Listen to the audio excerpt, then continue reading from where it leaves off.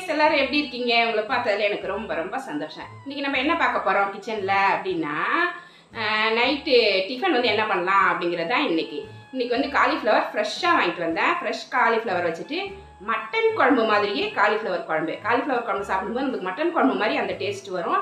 அதுவும் குக்கரில் ரொம்ப ரொம்ப ஈஸியாக நம்ம வைக்க போகிறோம். காலிஃப்ளவர் குருமா வச்சுட்டு அதுக்கு பூரி செய்ய போகிறோம். செம்ம டேஸ்ட்டாக இருக்கும். என் பையனுக்காக நான் செய்கிறேன். வாங்க அது எப்படி செய்யலான்னு பார்க்கலாம். அதுக்கு முன்னாடி நம்ம சேனலை சப்ஸ்கிரைப் பண்ணி வச்சுக்கோங்க. கூடவே இருக்கிற பெல் ஐக்கானையும் ப்ரெஸ் பண்ணி வச்சுக்கோங்க. Thank you friends.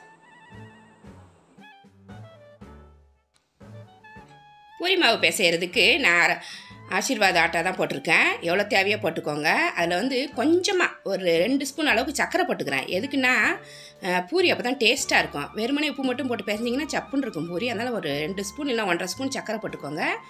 தேவையான அளவு உப்பு போட்டு ஒரு பிஞ்சு சோடா உப்பு போட்டிருக்கிறேன்.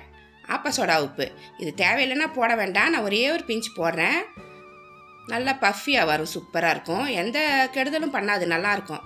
நல்லா கலந்துட்டு கொஞ்சமாக தண்ணி ஊற்றி நல்லா கொஞ்சம் தளத்தலன்னு பேசியாதீங்க. ரொம்ப கெட்டியாகவும் பேசியாமல் இந்த மாதிரி பிசைஞ்சிக்கோங்க. சூப்பராக இருக்குது பாருங்கள். லாஸ்ட்டில் எண்ணெய் ஊற்ற வேண்டாம். இந்த மாதிரி கொஞ்சமாக மாவு போட்டு பெரட்டி கொஞ்சம் நேரம் மூடி வச்சுருங்க. நம்ம அதுக்குள்ளே குருமா ரெடி பண்ணிடலாம்.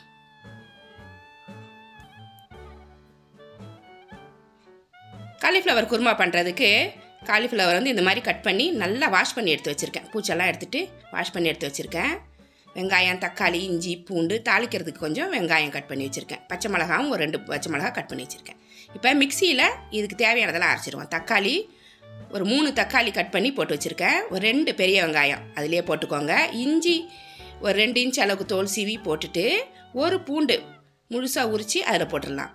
எல்லாத்தையுமே ஒன்றா போட்டு இதை அரைச்சி எடுத்து வந்து வச்சுக்கணும். பேஸ்ட் எடுத்து வச்சுக்கணும். இந்த மீதி பச்சை மிளகாய் வெங்காயமும் இருக்குது பார்த்திங்களா, அது தாளிக்கிறப்ப நம்ம யூஸ் பண்ணிக்கலாம். இதை நம்ம அரைச்சி பேஸ்ட் பண்ணிடலாம். இது கூட கொஞ்சம் தேங்காய் போட்டு அரைச்சிக்கலாம். குருமாவுக்கு தேவையான தேங்காய் ஒரு 1/4 மூடி தேங்காய் நான் போட்டுக்கிறேன். கொஞ்சமாக வைக்கணுன்னா எல்லாத்தையுமே கொஞ்சமாக குறைச்சிக்கோங்க. குக்கரில் எண்ணெய் ஊற்றிருக்கேன். சன்ஃப்ளவர் ஆயில் ஊற்றிருக்கேன். இதில் கொஞ்சம் சோம்பு போட்டுட்டு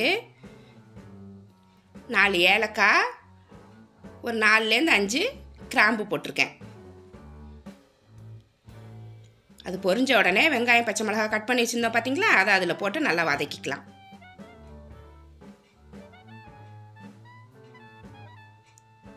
கருவேப்பிலை போட்டுக்கலாம். அரைச்சி வச்சுருந்த பேஸ்ட் அதில் போட்டுக்கலாம். நம்ம வெங்காயம், தக்காளி, இஞ்சி, பூண்டுலாம் அரைச்சோம் இல்லைங்களா, அதை அப்படியே போட்டுடலாம். தேங்காயும் போட்டு அரைச்சிருக்கோம். அதனால் தனியாக தேங்காய் ஊற்ற வேண்டிய அவசியம் கிடையாது. எல்லாமே நான் ஒன்றாவே போட்டுட்டேன்.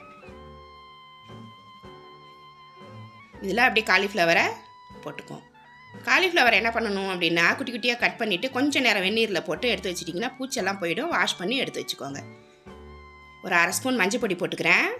அது கூட மிளகா பொடி போட்டிருக்கேன். நான் குழம்பு மிளகாத்தூள் தான் போடுறேன். செம்மையாக இருக்கும். அதான் கறி குழம்புக்கு மாதிரி வரணும் அப்படின்னா குழம்பு மிளகாத்தூள் போட்டுக்கோங்க. அதில் மிளகு, சீரகம், சோம்பு எல்லாமே போட்டு அரைச்சிருப்போம் பார்த்தீங்களா, அதனால் குழம்பு மிளகாத்தூள் போட்டுட்டு கொஞ்சமாக சிக்கன் மசாலா போட்டுக்கிறேன். சிக்கன் மசாலா, மட்டன் மசாலா, இல்லைனா கறி மசால் பொடி எது வேணால் போட்டுக்கலாம். இப்போ தேவையான அளவு உப்பு போட்டுருவோம். இப்போ குருமாவுக்கு தேவையான தண்ணியும் ஊற்றிடலாம். நல்லா கலந்துட்டு தண்ணி ஊற்றிக்கலாம். சூப்பராக இருக்குங்க இந்த குருமா. சாப்பிட்றதுக்கு பூரிக்கு நல்லாயிருக்கும். சப்பாத்தி, புரோட்டா எல்லாத்துக்குமே நல்லாயிருக்கும். சாதத்துக்கு கூட நல்லாயிருக்கும்.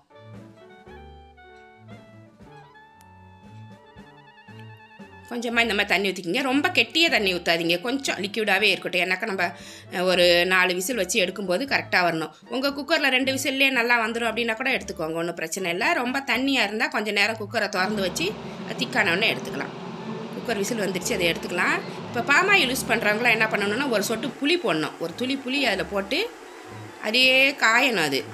அது கருகின உடனே அதை எடுத்துட்டிங்கன்னா பாமாயிலில் உள்ள அலர்ஜியெல்லாம் போய்டும். சில பேர்த்துக்கு பாமாயில் சாப்பிட்டாக்கா செரிக்க மாட்டேங்குது, வயிறு என்னமோ செய்யுதுன்னு சொல்லுவாங்க பார்த்தீங்களா. அந்த மாதிரி இருக்கிறவங்க பாமாயில் அதில் இந்த மாதிரி இந்த பாருங்கள் புளி கருகி விடுச்சு பாருங்கள். கருகின உடனே இதை எடுத்துடணும். இப்போ அந்த எண்ணெய் ரெடி. இப்போ நம்ம பூரி தேய்ச்சி வச்சுருந்தோம் பார்த்தீங்களா, அதை ஒன்று ஒன்றா போட்டு ரெடி பண்ணிக்கலாம். அவ்வளோதான். சூப்பராக உப்பி வருது பாருங்கள். இந்த மாதிரி எல்லா பொரியும் ரெடி பண்ணிக்கலாம். சூப்பராக இருக்கா? ஈஸியான ஒரு காலிஃப்ளவர் குருமா, அருமையான பூரி. நைட்டு சாப்பாட்டுக்கு இதுதான். செம்ம டேஸ்ட்டாக இருந்துச்சு நாங்கள் சாப்பிடும்போது. நீங்களும் இது மாதிரி செஞ்சு சாப்பிட்டு பாருங்கள். ரொம்ப ரொம்ப நல்லாயிருக்கும். ரொம்ப ஈஸியாகவும் இருக்கும் உங்களுக்கு. அது மாதிரி பாம் ஆயில் யூஸ் பண்ணுறவங்க இந்த மாதிரி கொஞ்சம் புளி எடுத்து அந்த ஆயிலில் போட்டு எண்ணெய் காயும் போதே அது அப்படியே கருகி வந்துடும். அதை கடைசி அதை எடுத்து போட்டுட்டு நம்ம எண்ணெய் டிஷ் வேணால் செஞ்சுக்கலாம். அதில் பூரி போட்டுக்கலாம், ஏதாவது முறுக்கு சூறதுனா கூட சுட்டுக்கலாம். ஏதாவது எண்ணெய் பலகாரம் வாடை அப்பளம் பொரிக்கிறது இந்த மாதிரி விஷயங்கள்லாம் அதுக்கப்புறம் செஞ்சிங்கன்னா அதில் உள்ள காரெல்லாம் போயிடும், அலர்ஜியும் போயிடும். சூப்பராக வந்துருச்சு பாருங்கள் குருமா. இப்போ கொத்தமல்லி புதினாலாம் போட்டுக்கலாம். இதில் போட்டு கலந்துட்டு சர்வ் பண்ணிட வேண்டியது தான். வாங்க சாப்பிட்லாம். பூரி ரெடி, சூப்பரான காலிஃப்ளவர் குருமா ரெடி.